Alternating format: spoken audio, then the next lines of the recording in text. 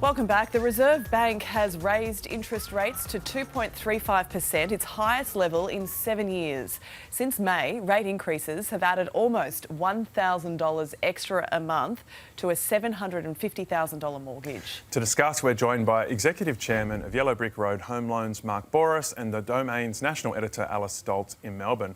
Mark, this is putting massive pressure on homeowners right now. How far will Philip Lowe go? Well, it's designed to put pressure on homeowners. That's the whole point. That's the first thing. And the second thing is the general consensus in the market by one group of banks is saying it'll go to 2.6 by the end of this year. So in other words, another rate rise by the end of this year from 2.35 to 2.6. There's another group of banks are saying by February, March next year, it'll go to 3.25. Wow. So there's a bit of a difference in their opinions.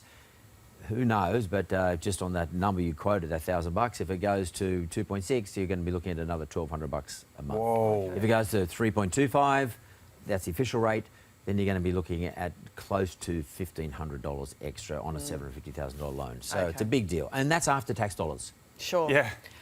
Alice, talk us through the numbers with this latest increase, 50 basis points. How much is that going to increase Aussie mortgages or affect the average Aussie mortgage?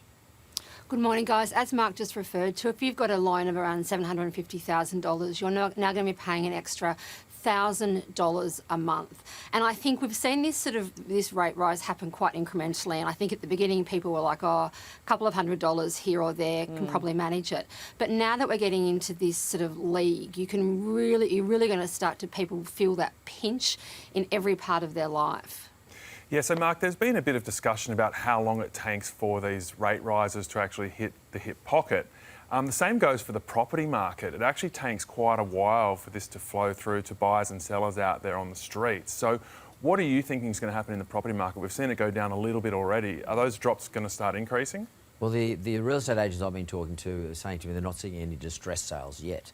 And generally speaking, those where they pass in other words, they don't sell at auction, those properties have just been put on the market for sale. So in other words, vendors are not necessarily meeting the market, the buyer's expectations.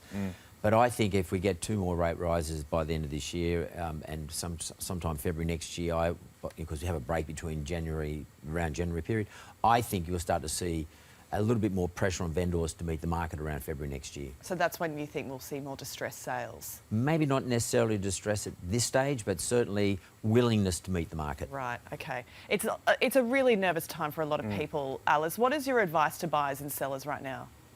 I think when we talk about buyers, we need to ensure that they feel empowered. We're heading up to the spring selling season, so there is going to be increased options on the market.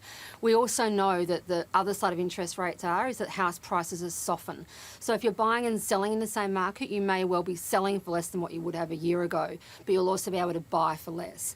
And I think it's also really important that buyers sort of get rid of this feeling of fear. We've all had, for years, we've had FOMO. People have bought because of fear of missing out. And now we have people being fearful of overpaying. And I think it's really important to do your research, look at what is happening in the market around you and the certain property types.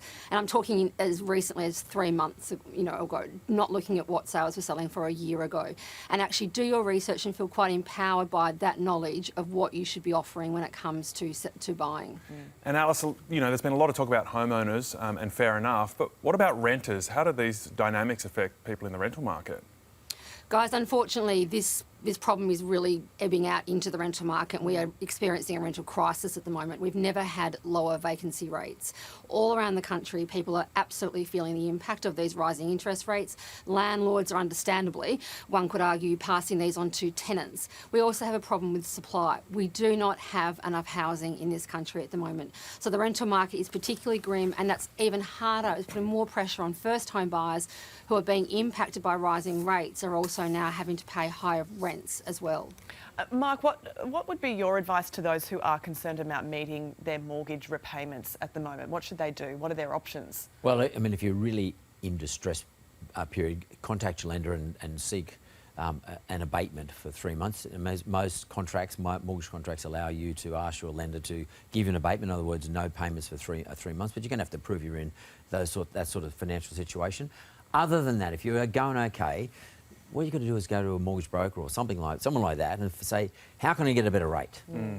This is about rate hunting right now. And rate hunting is a really important thing. You need to know what interest rate I'm paying. Most people don't know their interest rate within a 3-month period after settling their loan. What is my interest rate? What is it relative to everyone else's rate in the marketplace? And how can I get a cheaper repayment system? And go see a broker. The broker will do it for nothing, cost you nothing. He'll do all the work for you, or she'll do all the work for you.